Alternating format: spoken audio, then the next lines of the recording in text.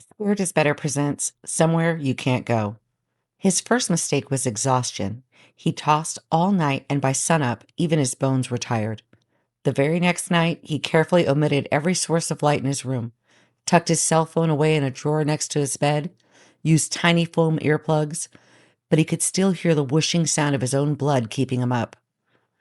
By day two, he swallowed his high school pride and borrowed his mom's velvet black sleep mask. It was that night that he finally fell asleep, maybe just exhaustion riddling his every moment. He was asleep so quickly, so completely, that he didn't even remember his eyes closing. His sore body, hours of restlessness, he felt like a solid block in the bed. I'm dreaming, he thought to himself, but in his paralyzed sleep, it was like listening to his voice in stereo on full volume. In the darkness of the room, he found that his eyes began to adjust. It was like a dream where you're in an empty part of the school or an airport, a place that usually held life, but now was like a museum to be studied. He gazed around the room, barely registering that in this hazy netherworld, light was not really necessary. He realized the dark shape near his head was his ceiling fan, only inches from him, and he was staring down at his body, so disconnected it was like discarded clothes. This is an awful dream, he said to himself. Just 5 measly feet above his body, his voice made a roaring echoing in his brain. That was not a problem. The real problem is when your voice becomes faint. But he didn't know that. Without ever knowing how or why or what a soul tether even was, he crossed effortlessly through the hallway. The door to his parents' room was ajar, and their light breathing sounded like rushing water in the netherworld stillness. He saw his mom toss in her sleep. He thought, she must be having a terrible dream. He saw her grimace. But mothers know. They know when their child's soul departs, even for a moment. It was then that he spied his parents' window, the moon as big and bright as a lamp in the dark room. A slight push and he was floating, no, flying in the cool darkness. He would have thought it was a dream, but the dogs of the neighborhood knew he was there. They howled their disapproval. The German shepherd next door furiously jumped against his fence, snapping its jaws. He flew to the school. The graveyard calm of a usually busy hallway could have been scary, but the fear was also absent in the netherworld. He walked on the roof, soda cans, remnants of frisbees, a few books. He pushed off from that roof, and the whoosh all around him felt so normalized.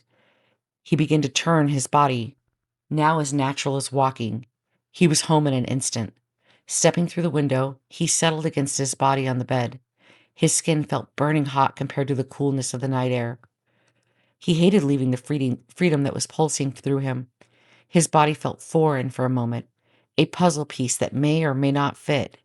He stared at the window longingly. He tried to nestle his soul back into his body, but it felt dense, dense as marble. Finally, exasperated, irate from the effort, the coolness of the night still kept tempting him. He made a decision that would seal the deal. The moment re-entry is an effort, something has gone very wrong. But he didn't know that. Once again, now with a relief and ease, he slipped out of his body and he left it lying on the bed, a luxury car with the keys left in the ignition. But he wasn't thinking about that. He had one thought, Laney Mondragon. He knew exactly where she lived, a neatly kept condo a few blocks away. He pushed off the bed with one foot and soared so fast his cheeks burned with speed. Outside her window, he settled himself against the glass, felt guilty for spying, but also too intrigued to leave. Her nightlight haloed her bed perfectly, her hair in a ponytail laying against her pillow. Man, he really wanted to take her to prom, he thought. She's so dang pretty. Noticing his internal voice was now a whisper, a tickle in his ear.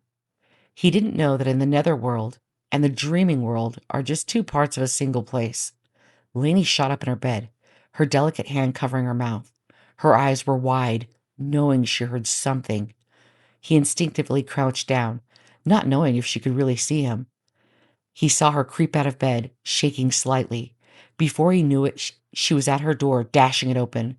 Her long-legged boxer dog rushed the window so fast it even scared him. The boxer leapt on his back legs, barking wildly. He pushed off the ledge and flew faster than he had before, the cold wind blasting his whole body. He briefly thought of what his dad had once told him. It's coldest just before dawn. He definitely didn't know that he was alone. He was a kid playing with matches. The sun began to peek over the horizon. He was doing somersaults in the building light. He saw traffic start to pick up and he raced a car on the freeway. He got so stealthy and good at flying that he made it from the school to the mall in mere seconds. But his body was getting tired, as the netherworld takes a lot of energy to explore. He flipped around in the air one more time and took off for home. He slipped easily into his room and couldn't believe what he saw. An empty bed, unmade, just like he always left it. Suddenly he felt exposed and sick to his stomach. I must be here. He tried laying down in the bed, now cold as the body had left it more than an hour ago. Exhaustion began to overtake him. He made his way to the door, but he was too tired to fly through it. Where was his body? He felt vulnerable as a baby, weak as a baby. The sounds of his parents getting ready crashed in his ears. Where was his body? Then he heard the roar of the car starting, the clang of a door slamming. Every new sound overwhelmed his senses, but he forced himself to go to the window. What was I doing? I was pouring cereal. So sweet, my teeth ached in a wonderful way. Every new feeling on my skin made me love this new body. I fixed his hair, a little long for me, but it fit really well into his favorite cap, my new favorite. I hadn't had a corporeal body in decades. There was so much to explore and experience. Gifted this perfect vehicle felt miraculous, and I noticed my strong shoulders and the wetness of my tongue against my real new teeth. These strong human legs, the warmth of the sun on my face. Every moment was delicious. I looked out the window where I could see his soft, ghostly form pounding soundlessly on the glass. I mouthed the words, "Thanks," as I started my new life. The boy can still drift. He can still wonder. He can go anywhere now. Just not this strong body, I thought, flexing my new arm. He can go anywhere, just not here.